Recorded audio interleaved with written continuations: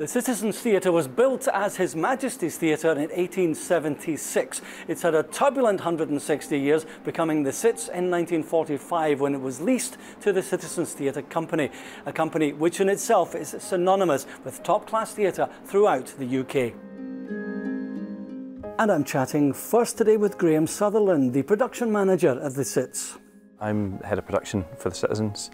I run all of the backstage departments, so the wardrobe department, stage management, scenery construction, and things like that. So all of the practical things that end up on stage. One of the nice things about the Citizens is everybody mucks in together, and it doesn't matter whether you're David Heyman or an actor fresh out of the RCS.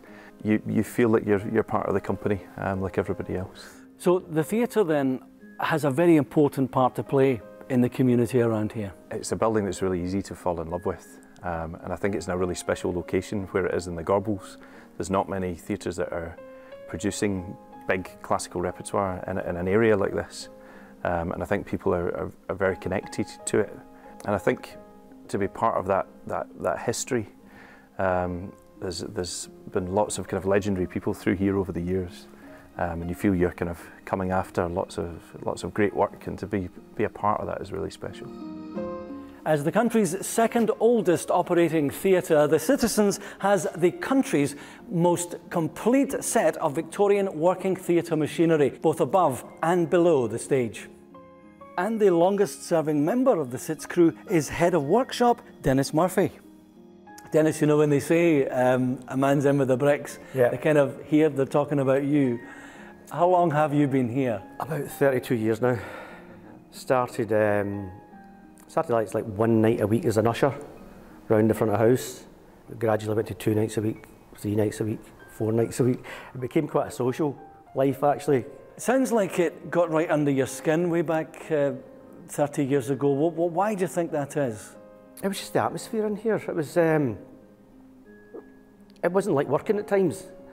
I lived above the theatre when I was a kid in the tenements. So and my family's all, about 4 or 5 of my family's been in it at some point or another. So we've always had a wee association with the theatre.